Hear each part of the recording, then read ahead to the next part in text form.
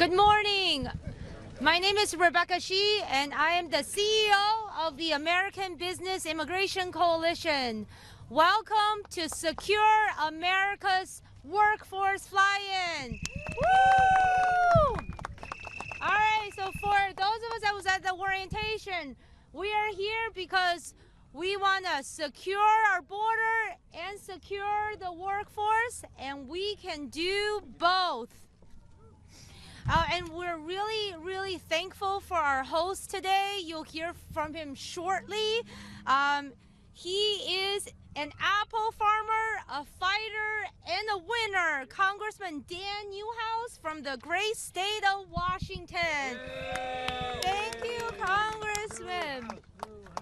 And the other exciting thing is you will hear shortly from Representative Salazar about the reintroduction of the AFU Act, and we are so thankful for Ashley and all of the AFU families, and the chairman of the Problem Solver Caucus is with us today, Tom Swazi.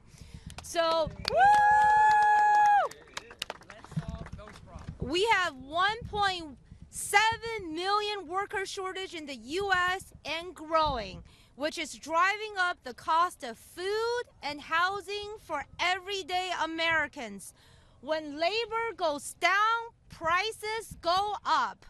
That's why ABIC and our partners are kicking off Secure America's Workforce. We are a coalition of American business leaders and entrepreneurs representing 4.7 million employers and their workers for common sense solutions. We're delivering a letter signed by hundreds of employers to the White House and Congress asking them to both secure our border and secure our workforce. We can do both. Woo! 46%, as you see the data here, of our Fortune 500 companies are founded by immigrants or their children. 30% of construction workers, over 50% of our agricultural workers, 40% of our hospitality workers, 25% of small businesses, and 30% of our elder care workers are immigrants. Immigrants are a crucial part of the talent that employers depend on. We are the world's greatest economy, despite being only 4% of the world population. This requires both domestic and international talent.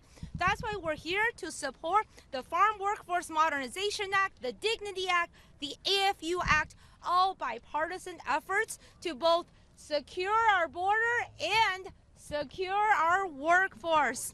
So first, we want to thank President Trump for successfully securing the border. Border encounters are down 94% since 1 year ago, as we heard from the President's State of the Union. But inflation continues to be stubbornly high and rising. That's why we're here to ask Congress and the President to do the second part. Let's also secure our workforce and bring down inflation. We also know this is very popular with the American public and Republican primary voters. Because we did a poll on this. We're happy to share with the press. I am thrilled to introduce somebody who won his Republican primary and then sold his company, SkyMall, to Rupert Murdoch at the age of 46. Hailing from the great state of Utah, please welcome ABIC's board chairman, Senator Bob Worsley. Woo! Thank you, Rebecca. I'm a founder of a home building company, a factory home building company, and a former state Republican senator from Arizona. And we've lived through this before in Arizona alone. We're now living through it together as a nation. My company builds stackable factory-built homes, beautiful and affordable homes. We build for Utah, Arizona, California, and Idaho. My wife, Christy, and I live in Utah, and we're also devout members and leaders in our church. And we live and care about folks that live here in our country, regardless of their circumstances. We have a housing shortage, and we have a workforce crisis. The country faces a housing shortage of over 4 million homes, driving up prices and rents. A key obstacle to building more housing in this country is a shortage of construction workers, which slows projects and raises costs. As of last July, we had 250,000 construction jobs that were unfilled. 450,000 additional workers are needed by 2025, the end of this year. Immigrant workers make up nearly 35% of the construction workforce, and half of those are without documents. Removing these workers would worsen the shortage, intensify the housing crisis, and make it even harder for affordable housing in America. That's why, as part of my personal passion here, we're calling on Congress for common sense solutions to provide work permits and green cards to law-abiding immigrants. These are the workers who show up to do the hard work, build homes, and help lower housing costs for Americans. It's now my opportunity an honor to introduce someone who has been leading the charge on common sense immigration solutions in Congress. He's a dedicated fighter for American farmers and consumers, an apple farmer from the great state of Washington, and I think it's kind of funny that they put a home builder before him because he's building his name, Congressman Newhouse. We're all about new houses. If you don't mind, I'd like to introduce Congressman Dan Newhouse. I'm sure that was no coincidence. It just happened on purpose. Good morning, everybody. I'm honored to be here in front of you to welcome you to Washington, D.C., and welcome you to the fight, to the effort that we have going on in Congress to make sure that we can protect the workforce of the United States. Immigrant workers are the most important workers that we have. They truly are, because without them, from my perspective, we would not have an agricultural industry. I'm a farmer as you heard, from the great state of Washington. We depend on immigrant workers to make sure that all of you have food on the table when you sit down to eat with your families. It is one of the most basic industries that you can think of. And without a workforce, we are truly putting ourselves at risk. With everything that's going on in the world today and the pressures that we're feeling, and all of us are feeling, at increased prices at the grocery store, one thing that we have to do that will help keep those prices from continuing to rise is ensure that American agriculture has a legal workforce. It's a requirement. It's a necessity. I, along with many others in Congress, and I should shout out some of their names. I just left a meeting with Congresswoman Zoe Lofgren from California, Congressman Mike Simpson from Idaho.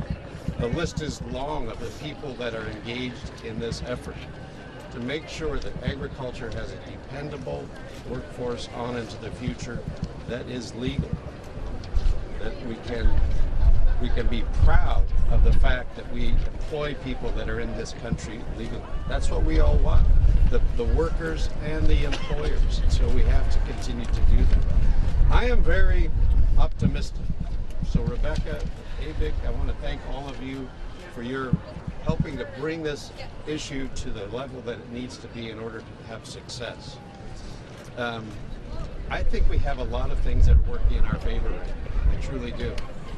The current administration, President Trump, has made it his priority to bring down grocery prices. My answer to that, make sure that we have a legal, dependable workforce. That's very, very basic. Secure the workforce. A year ago, as you heard, the border was in crisis. Rebecca gave you the numbers. We went from, I think, a year ago, February, over 144,000 encounters of people trying to come into the country illegally. This year in February, that number was down to like 8,000. A huge, remarkable decrease. So the reason that many people in Congress have told me that they can't support our efforts because we have a crisis at the southern border, guess what? That reason is gone. That excuse no longer exists. So I think we have an opportunity in front of us to make sure that our workforce in agriculture and in many other aspects of our economy can be here legally. And the third reason I'm so optimistic is, over the last several years, members of the agricultural community, both on the labor side and the employer side, have been doing what is key to making our system work. And you know what that is? They are making their voices heard to their members of Congress. People understand now how important this issue is, how important it is to food security, as I mentioned, but national security as well. So for those reasons, I want to thank you for being here. I want to thank you for helping elevate this issue, for getting the word out, because I truly think this is the Congress that we can make it happen. The credit is going to go to everybody that's making the effort to be here in Washington, D.C., to help those of us in Congress who are leading the charge be successful. Thank you very much.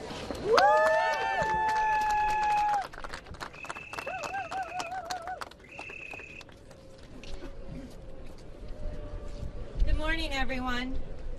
I'm a wife, a mother, an American citizen who simply believes that no one should have to choose between their country and their family.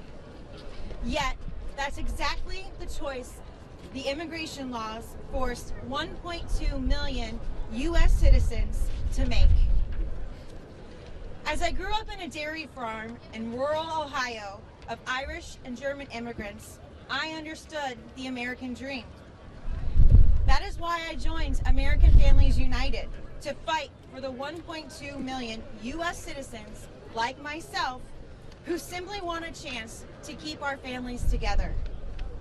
I am so grateful for Congresswoman Salazar, Congresswoman Escobar, Congressman Valadeo, and Congressman Espiat for their leadership in introducing the American Families United Act, a bipartisan bill that would give U.S. citizens access to existing legal pathways to keep our families together. The dedication to this cause gives hope to so many American families. However, they cannot do this alone. We call on lawmakers on both sides of the aisle to stand with us in supporting these bipartisan solutions. And to the Trump administration, we urge you to do what no administration has done before: fix the broken immigration system so that it is fair for our families. Now, it is my honor to introduce a true champion of all families, Congresswoman Ria Salazar.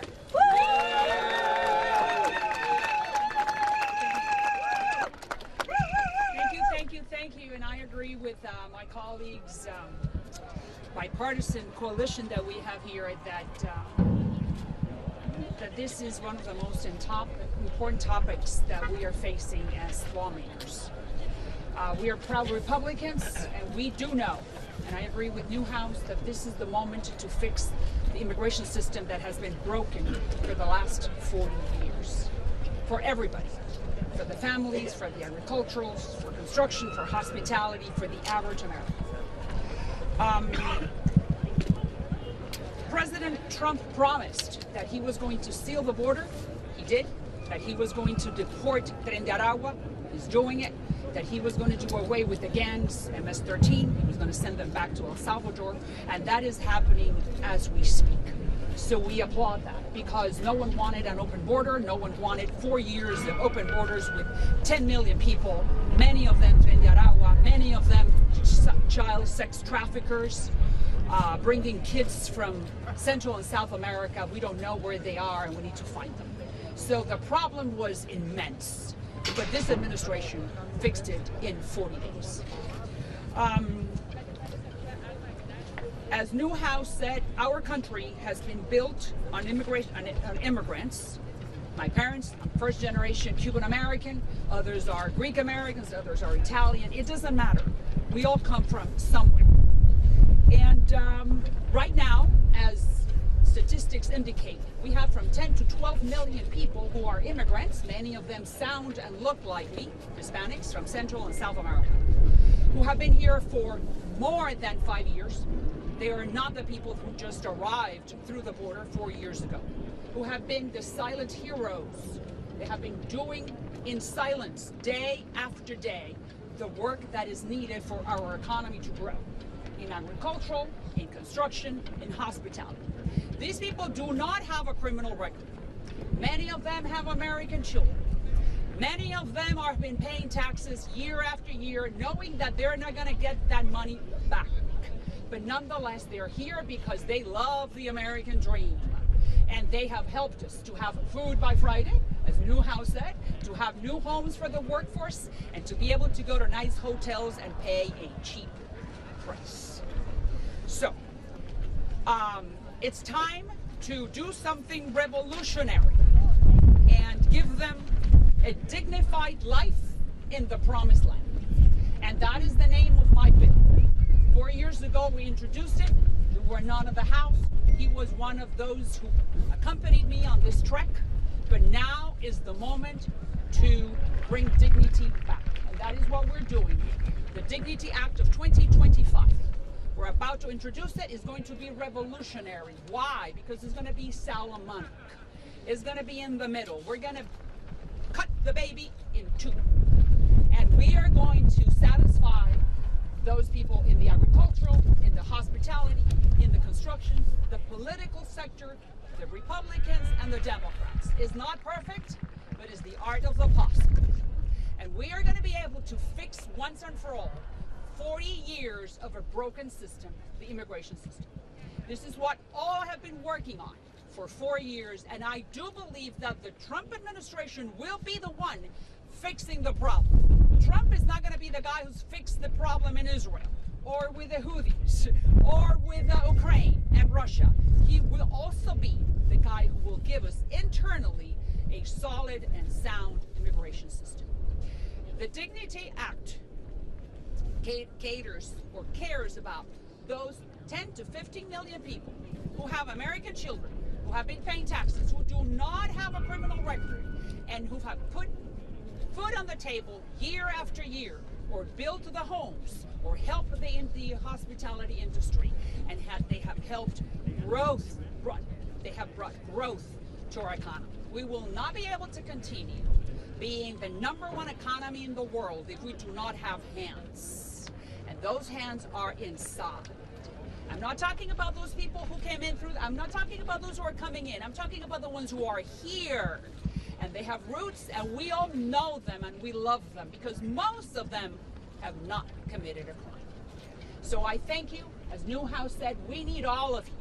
We need all of you in the immigration space to call our fellow congressmen and congresswomen on this Republican side, on the Democratic side, and explain to them that there is a group of people inside already who are helping us continue being the #1 country in the world. So thanks again. We're here to help you and to join you in this common fight of fixing our immigration system and bringing dignity to those people who live among us, who are helping us. That's the Christian thing to do. That's the right thing to do. That's the Republican thing to do. Thank you. They want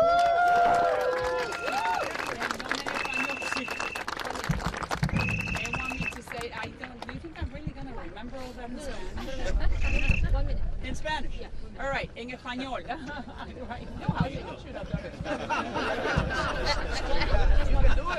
All right, un minuto. She's saying in Spanish. Where's Spanish here? Where's Spanish television? Right there. Okay, so.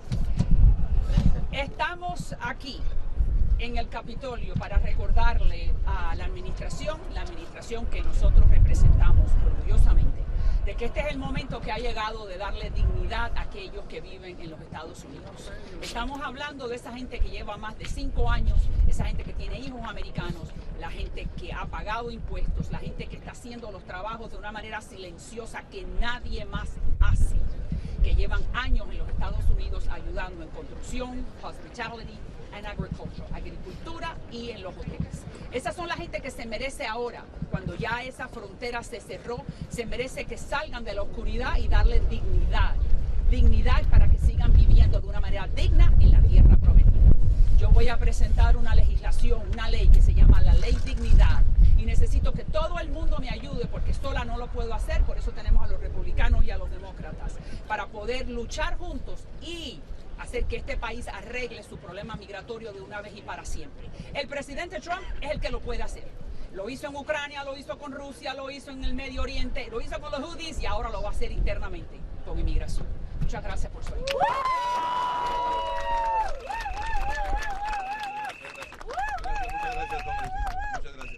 My name is Sam Sanchez. I'm the founder of Third Coast Hospitality out of Chicago. I am also a board member of the National Restaurant Association. I'm a co-founder of Comité de 100. President Trump received over 46% of Latino votes. Out of those 46%, 50 of them were male. I was one of those that voted for President Trump because we needed a change. We needed a change is that we noticed that the administrations in the past, many of them, and for 40 years, had a blind spot for the Mexican community. We felt there was time for a change and time to vote.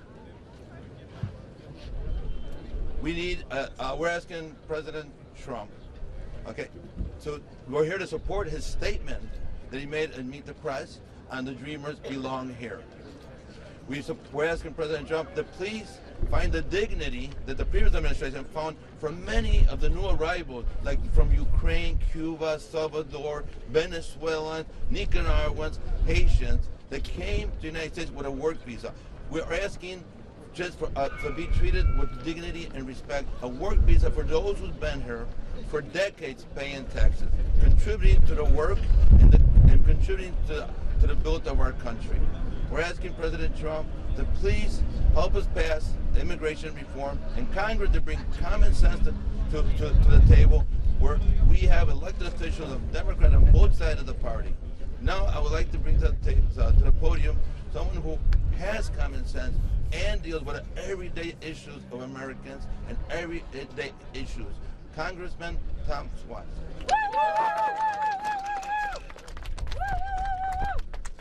Okay, let's hear it for the American Business Immigration Council. They're doing a great job.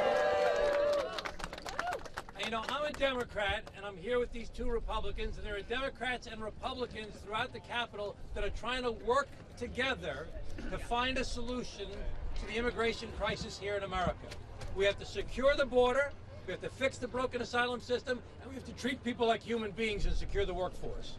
Now, to do that is going to require people to work together, to look beyond their little silos and to try and find common ground. And people like Dan and Maria and myself and Brian Fitzpatrick, who wanted to be here today, who's in an intelligence briefing right now, but he's my co-chair of the Problem Solvers Caucus. 50, and Veronica Escobar as well. And a bunch of other people, Democrats and Republicans, that are working on trying to find common ground.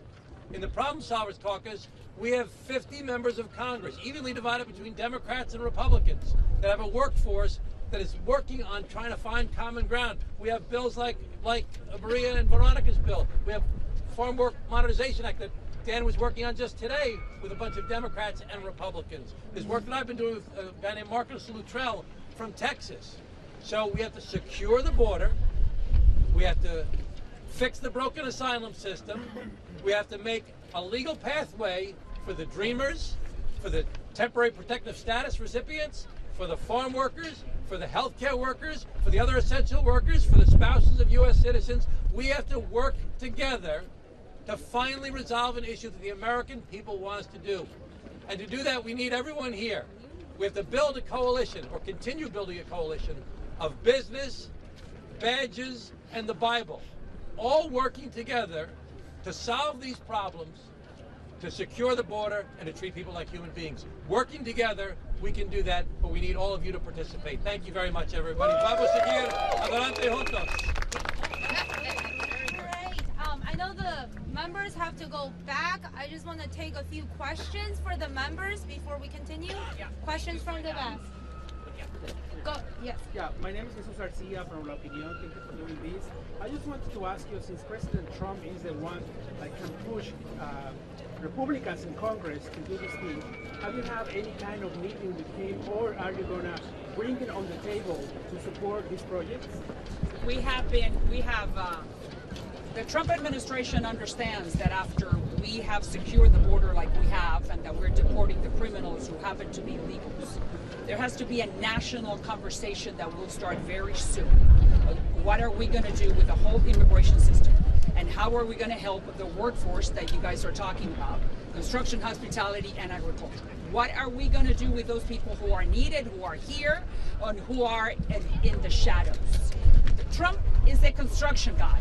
He knows very well what's needed to maintain the economy going. So I am sure that when this national conversation starts, after we introduce the Dignity Act, the White House and the whole Republican leadership will be highly, highly respectful and aware and open to discuss what the Dignity Act has. I just told you, it's revolutionary, it's like Solomonic, is going to please everyone, but it's not going to give everything to everybody. But it's a solution, the first one in 40 years. And I am sure that Trump will be for immigration what Reagan was for communism. Thank you. I would just say that the agricultural industry supported President Trump very strongly. He understands the issues of food security, and having a national American food supply system is of utmost importance. Many of the things that he promised during his campaign line up exactly with the things that we are trying to accomplish as it relates to the workforce in the United States. So those conversations are happening. We are working toward making sure that we are both on the same page, which I feel very comfortable about. And so you're absolutely right. That's the key to success. President Trump can help make this happen. And so I'm not going to be the one having the conversations directly with President Trump. Well, I probably will be, but the reality is that President Trump campaigned on and spoke in his inaugural address about reducing prices. You cannot reduce prices if you don't have the workers to do the jobs that are necessary in the country. Most of the workers in the agricultural workforce in the United States of America are undocumented. There are undocumented people in the hospitality interest. There are undocumented people in the construction industry. There are undocumented people in the healthcare industry.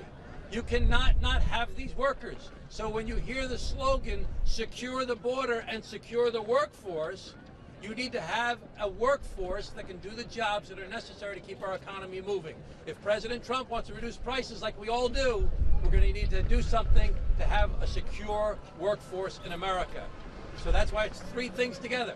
Secure the border, fix the broken asylum system, and modernize the legal immigration system to treat people like human beings. Any other questions? Can you identify yourself? I'm curious, so in the Republican caucus, there are some people in your caucus that run away from anything that sounds like amnesty, and I think that anybody who crossed the border in the 90s or 90 days ago, how are you trying to change the conversation in your caucus to make some of these bills more palatable? What is amnesty? Amnesty is what the undocumented have right now. Amnesty is free roads, free schools, and free hospitals. We don't want amnesty, we want dignity. We're going to go from amnesty to dignity. Dignity, they will have to pay a fine, they will have to pay to stay, and they will then be able to enjoy the American dream while they're giving to us what we need: agricultural, secure workforce in three main industries. To start off with, agricultural, construction, and hospitality. If we don't have those hands in those three sectors, we're not going to have food by Friday, and the economy may not grow. I don't have to explain it. So it's not amnesty, it's dignity. It's time to change that word. That word doesn't mean anything. They will have to pay for the violation they committed in coming in illegally. But someone gave them a job, someone made them stay, and someone profited from their labor. So let's have a level playing field, and that's why I'm talking about amnesty. The dignity. not amnesty. Thank you. Yeah. And you know, you're not going to convince everybody in the Republican Party. You're not going to convince everybody in the Democratic Party. That's why you need people to work together to build this coalition of people that believe in common sense solutions to the problems that we face. That's why we're working so hard. Now, it's not easy. It's taken 30 years for us to do it. But I think the moment is right now for us to find that common ground to move forward. Anybody have questions from press? Can you say your name? Hi, Caroline Tucker with NBC Local Station. I'm just curious, do you think that the rhetoric surrounding immigrants in the country needs to change in order for you to have these bipartisan conversations and get this piece of legislation done? I think the rhetoric is changing when you hear the people who are speaking right here. We're saying things that unlike other things people say. I'm the Democrat, I'm saying we got to secure the border. They're the Republicans that are saying we got to legalize people. We're changing the rhetoric, and we just got to keep on doing it. That's part of politics. You have to just keep on moving, keep on pushing, keep on pressing, and build a coalition of people like the folks that are here and throughout the country that want to work to solve this issue. That's what politics does. This is a new time. Ma'am, to the mic. This is a new time.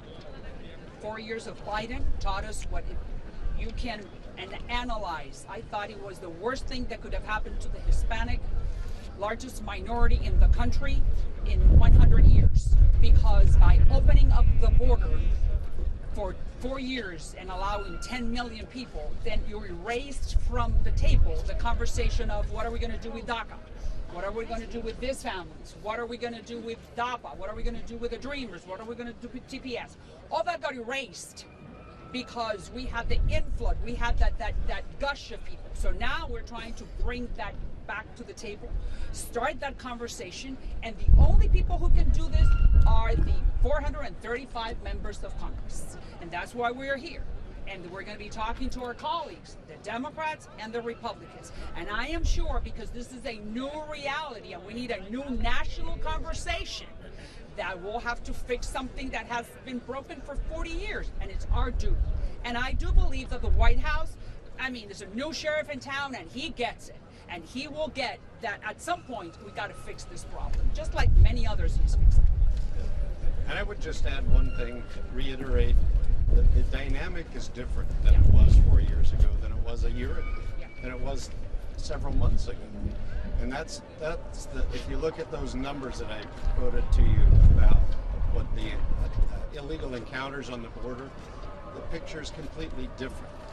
And that truly was the reason that many members of Congress would use to say they cannot support any changes in our visa programs, any changes in our immigration and asylum programs. So it's a new world. It truly is. And now people are speaking up, enforcing the fact that the people that are helping to build our country, many of them who we need, who are essential, need to have a legal status. So that's what's done. Andrew Castillo with the Bulwark. My question is, beyond changing the rhetoric, how will you rebuild the trust with immigrants? We've had green card holders, TPS holders, Cubans, Venezuelans, Nicaraguans, people who pay taxes. Now the Trump administration has access to undocumented people who pay taxes. How do you rebuild that trust when the government might be trying to track them down right now? Very simple. Very simple, very simple.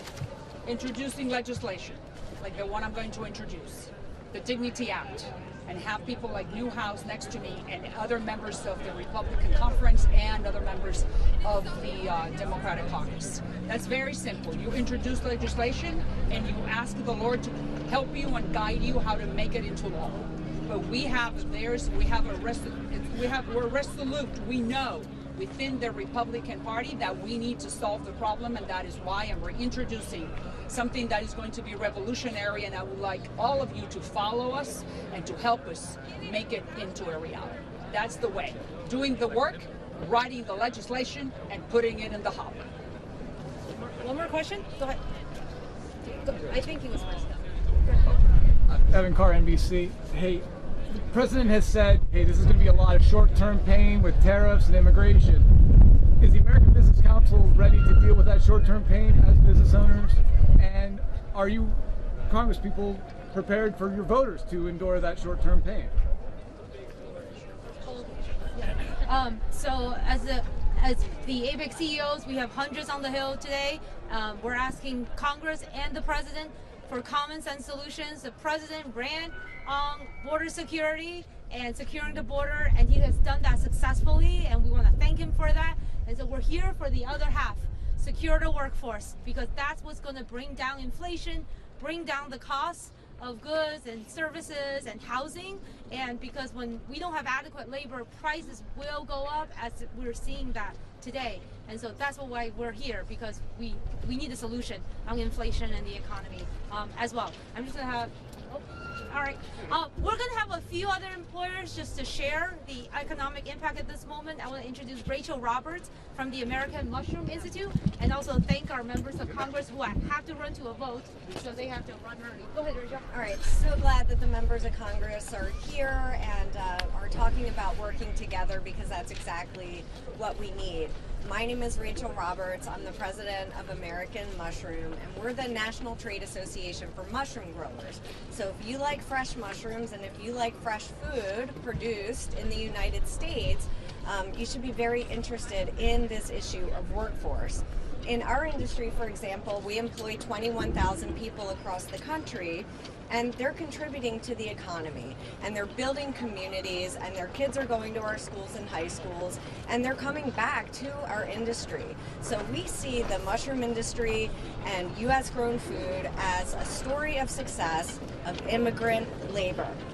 For decades, we've relied on these immigrants, and we need legislation that allows those who are already here to continue to work here.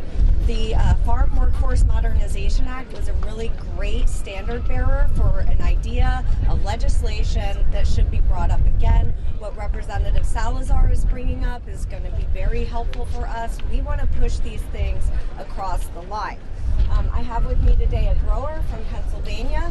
While mushrooms are grown across the United States, 2/3 of America's mushrooms are grown in Pennsylvania. So D'Amico Farms, John D'Amico is a 4th-generation mushroom grower, and he works every day alongside the immigrants that work on his farm. So we can get common sense bipartisan legislation through.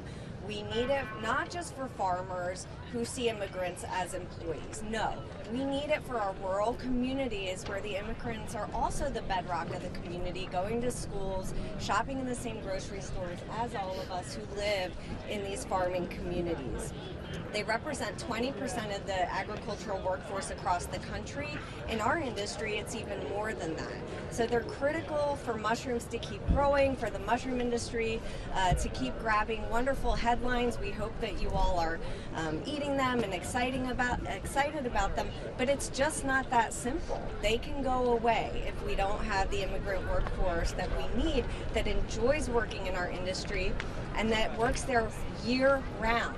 So our industry, similar to others, doesn't get H-2A visas, right? That's not the only answer. If you have a year-round industry that needs year-round employees, you're going to need a different solution other than H-2A visas. You need a certified agricultural workforce program. You need something that is going to bring people here, but on a basis that can bring them year-round. If you're not a seasonal crop, you're going to miss out if you can't get H-2A, and that's where mushrooms fall, dairy as well.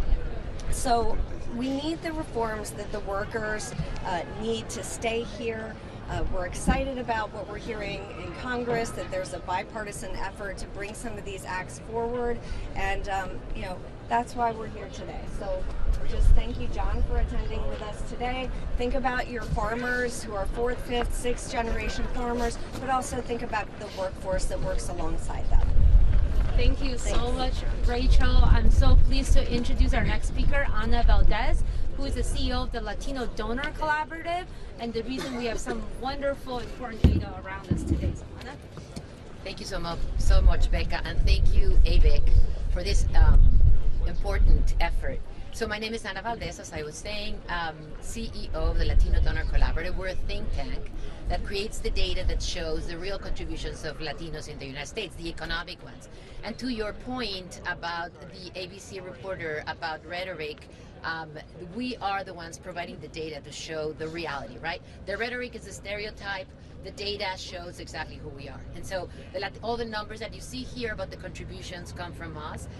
Adrian, to your question also, I think there is so much about the perception that we need to change. And I think we're in the mission of closing that gap between the perception and the reality with numbers, with fact-based data.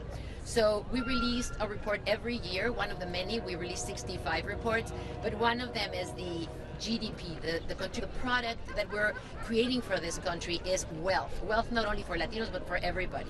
And so according to our latest report, Latinos are contributing with $3.6 trillion to the production of this country, which means that if Latinos were an economy, if Latinos only in the United States were an economy, they would be the 5th largest economy in the world, the 3rd fastest growing of the top 10 economies, only after China and India. And remember, Latinos here are 65 million people. India is 1.4. And we're producing more GDP in this country than India as a country. So, so that you get a little bit of the dimension of how important this bill is, and all these important changes have to happen because of the, for the 20-something GDP, trillion dollars of the GDP of the United States, imagine that there weren't almost 4 trillion of them. So it's indispensable that we actually create a path to a much more practical, I would say, way for immigrants to come to this country, specifically the latest immigrant wave. Mexican Americans are 60% of all Latinos. Latinos are 20% of the population of this country, and Mexicans are 60% of them. And they are contributing also with a lot, right? It's a result of hard work, family values, American values. And so I actually don't agree with some people that say that, Latinos have to earn their place on the table. They actually have already earned it. And so that's super, super important. Thank you. Yes, thank you. Latinos are also not only the fastest growing, but the youngest. The age most populated for Latinos is 12 years old. The age most populated for non-Latinos is 58 years old. So you're talking about the workforce that is coming. 78% of all the workforce in this country, according to the Department of Labor, by the way, that's an official number. According to the Department of Labor, 78% of all the workforce of this country, of the new workforce of this country, will be coming from the Latino community. So talking about indispensability. I agree with you. There's so many more data. Please go to our website, latinodonorcollaborative.org. We distribute all of our numbers free. You can download infographics. You can download the full reports there. And I want to finish with a call to action because that's extremely important for us. We are about results. It is true. I agree with people that have said it, but I'm going to say it again. President Trump and the Congress today have a historic opportunity to lead with common sense. As somebody said, President Trump was elected with a promise of creating a better life for all Americans. This is the way to create a better life for all Americans. Business owners, consumers, for everybody. He already balanced security with that's prosperity for this nation, but it all starts with unleashing the economic potential of the Latino community so that they can contribute and continue contributing and growing for the good of this nation. Thank you so much. Thank you so much, Ana. And we saved the best for last, representing the U.S. Hispanic Chamber of Commerce. Please welcome Jaime DiPaolo. Woo! Hey, Rebecca. Good morning, everyone. My name is Jaime DiPaolo. I represent the United States Hispanic Chamber of Commerce. I'm on the board of directors. I just want to let you know that we have more than 5 million business owners in the United States, and over 300 chambers of commerce we represent. And the number one complaint we get, the employers need employees. So we're asking President Trump to legalize the workforce and secure our borders. A nombre de la Cámara Hispana Nacional de Comercio, quiero decirles que representamos a más de 5 millones de empresas latinas y contribuimos un promedio de 3.7 billones de dólares al GDP. Le estamos pidiendo al presidente Trump que por favor secure la frontera y regularice a los trabajadores. Muchas gracias. Woo! Thank you all very much. Our speakers are available for one-on-ones, and that concludes our press conference. Thank you. All right, everyone here, we're going to do a real quick group picture with this banner. We appreciate it. Oh, shit.